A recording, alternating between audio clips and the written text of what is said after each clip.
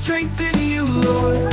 Bangkit dan jadilah pemenang. Kita buka sama-sama dalam 1 Korintus 15 ayat yang ke-57. Saya syukur kepada Allah, syukur kepada Bapa. Karena apa? Yang telah memberikan kepada kita kemenangan.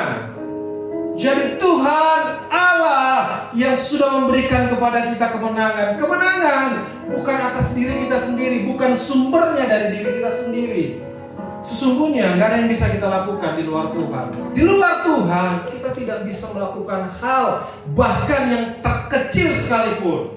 Apalagi itu berhubungan dengan keselamatan kita. Gak ada yang bisa kita lakukan. Makanya Alkitab jelas berkata, tetapi syukur kepada Allah yang telah memberikan kemenangan kepada kita. Oleh siapa? Oleh Yesus Kristus Tuhan kita. Di bawah kolong langit ini tidak ada nama yang kepadanya siapapun, oleh nama siapapun kita diselamatkan selain nama Yesus. Jadi di luar Tuhan tidak ada keselamatan. Di luar Tuhan tidak ada kebangkitan. Di luar Tuhan tidak ada hidup. Kalau orang di luar sana meninggalkan Tuhan, tapi kita yang kuat di dalam Tuhan harus dengan penuh keyakinan. Amin. Apapun godaan di luar sana, tetaplah teguh dalam Tuhan.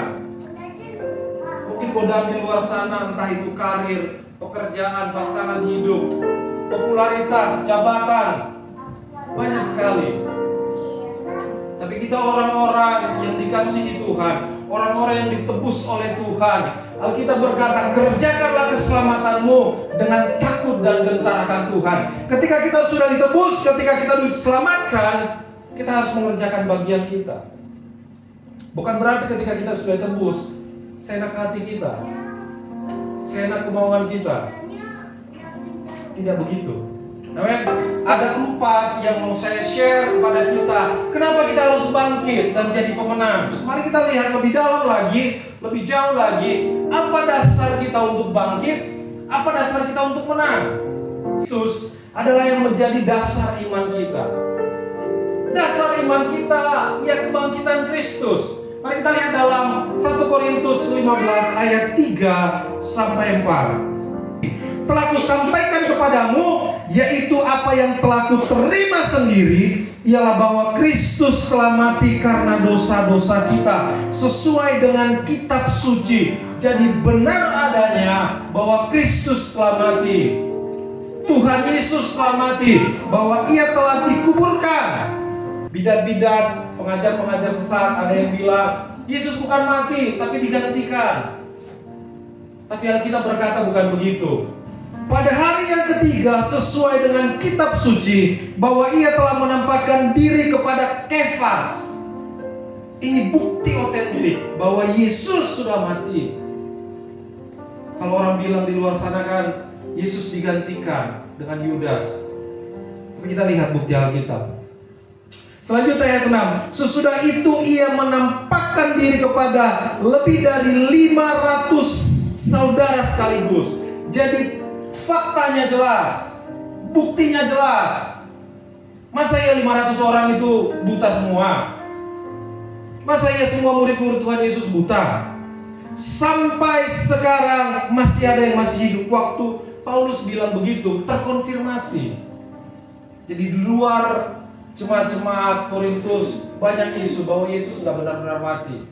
Makanya Paulus katakan Yesus itu, Tuhan Kristus itu benar-benar mati, disaksikan oleh rasul-rasulnya karena Yesus menampakkan diri, dan juga kepada lebih dari 500 orang, dan sekarang orangnya masih ada, kata Paulus. Selanjutnya ia menampakkan diri kepada Yakobus, kemudian kepada rasul-rasul. Jadi jelas dasar iman kita itu, iman kita, pengharapan kita di dalam Tuhan. Kalau Kristus sudah mati, Kristus sudah bangkit, sia-sia pengharapan kita. Ya buat apa?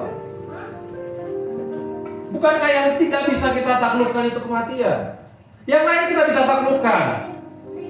Mau sesusah apapun persoalan di dunia, entah itu kalau yang sekolah tugas-tugas, ujian, ulangan, kalau yang kuliah skripsi, Kalau yang pekerja, target bisnis, semua kita bisa taklukkan.